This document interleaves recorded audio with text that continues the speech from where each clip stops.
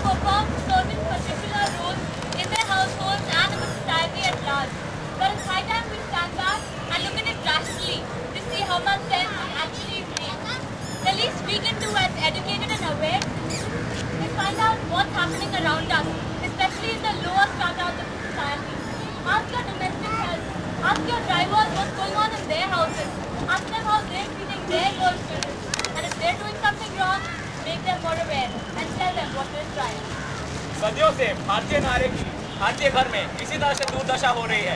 आप अपने निचले वर्गीय लोग से पूछिए, अपने ड्राइवर से पूछिए, अपने भाई से पूछिए कि उनकी लड़की के साथ क्या कर रहे हैं वो लोग, क्या उन्हें वो शिक्षा दे रहे हैं। अगर नहीं तो ऐसे किसी लड़की को अपने वोट लीजिए और उसकी शिक्षा में उसकी मदद कीजिए, उसका शिक्षा का जिम्मा उठाइए। As wealthy individuals, let us sponsor the girl child education and uplift a girl child. Trust me, it will be worth much more than what it will cost by sponsoring a girl child's education.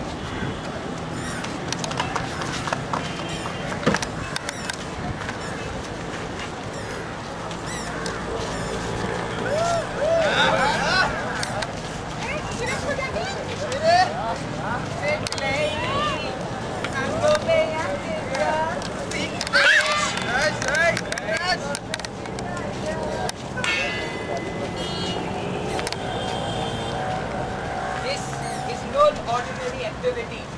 You need to file a complaint against such crimes like e-teasing. You have to stand up for your right. It is high time that someone takes advantage of you. It's not done.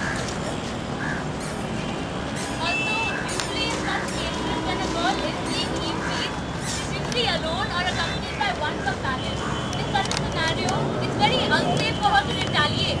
Hence, it is our responsibility as citizens of this society to be more aware about what's happening. Look around, notice that someone is being e-teased and raise your voice against it. Go and slap the person if you have to, but do not at any cost tolerate e-teasing. अगर ऐसी स्थिति में आप किसी भी नारी को देखें तो आप कृपया उसकी मदद कीजिए, शिकायत दर्ज कीजिए और उसको अकेले न रहने दीजिए, क्योंकि ऐसी स्थिति में लड़की हमेशा असहाय होती है, अकेली होती है या फिर सिर्फ एक या दो लोग उसके साथ होते हैं। तो ऐसा न होने दीजिए, उसको जिंदगी बर्बाद मत होने दीजिए, उसकी मदद कीजिए हमेशा।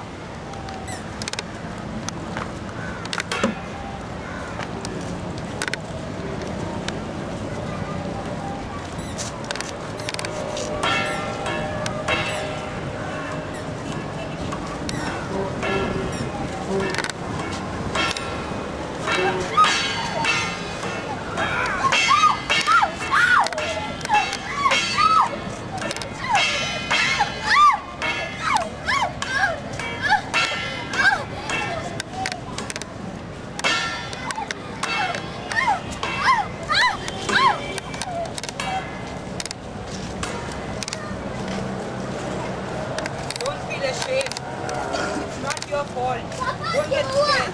Go and file a complaint. Also, if a girl has been victimized of rape, she's gone through something so brutal and so horrible to be victimized in such a manner. As a society, don't make her feel alone. Do not isolate her. It's really not her fault. Be supportive of her. इस स्थिति में आपको हमेशा इनकी मदद करनी होगी। अगर ऐसा किसी भी लड़के के साथ हुआ भी तो आपको एकजुट होकर उसको सहायता देना पड़ेगा। उसको यह महसूस होने दीजिए कि वो इस दुनिया में अकेली है, क्योंकि हम सब उसके साथ हैं। हम भारतीय हैं, पूरे दुनिया लोग उसके साथ हैं। उसको ये मत महसूस होनी चाहिए कि वो इस दुनिया में अकेली है।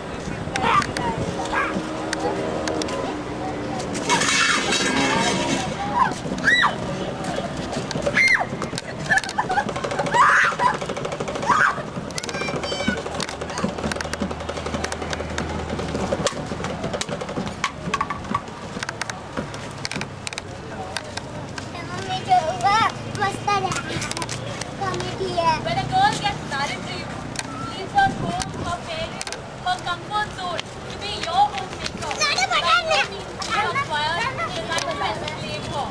You have no right to rule her life and no right whatsoever to hate her. She really doesn't deserve it.